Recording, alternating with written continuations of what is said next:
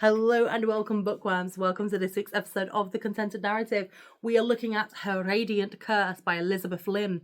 Now, if you remember, I did do the Six Crimson Cranes and the Dragon's Promise on this channel, and I thoroughly enjoyed that book. And so this one has been in my wish list for quite some time. I decided to sort of give it a go. I think I went to maybe Waterstones. You know what I'm like. I'm a danger to society when I go to Waterstones. My bank balance doesn't recover. Honestly, if I could get you guys to send me Waterstones vouchers, I'd be living in heaven. Like, genuinely living in heaven. I love that shop. As I said, my bank balance doesn't, but I do.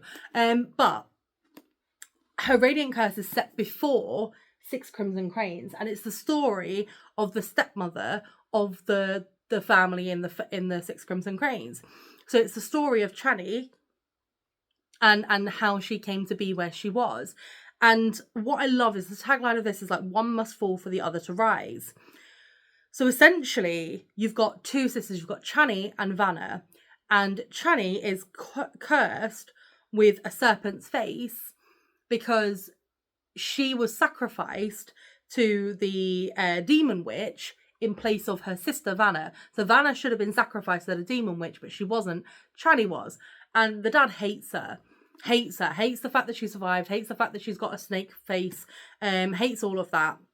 And essentially, it's Chani kind of coming to terms with who she is as a person, half serpent, and then she's going along the way, and she's trying to help Vanna, her sister, and she realizes that there's danger behind every corner, and she's trying to help and try and do the best she can, and she meets this dragon that she's like, don't trust you, but I'm going to try so I can help my sister.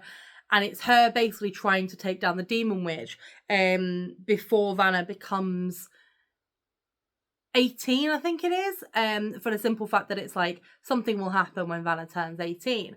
And it's sort of like this little adventure of her going, right, okay, I'm good with this, I can do this, I can do this.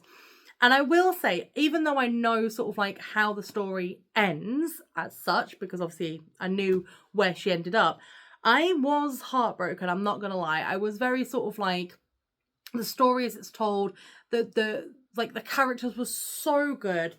Chani, I genuinely felt so sorry for her multiple times during the story, and I was just kind of sat there almost like crying, I wasn't crying.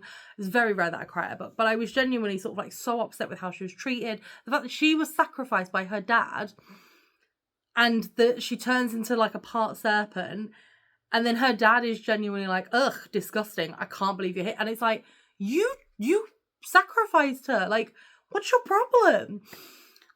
But I loved the whole story. I loved where she ended up. I loved when, you know, she's fighting for her sister, and her sister's like, don't worry, like, when I marry a prince or a king, you can come live with me and no one will ever have a problem. And I'm like, oh, you sweet summer child. They will. They always will. But Chani's like, mom and Chani's dad and stepmom are just horrible humans.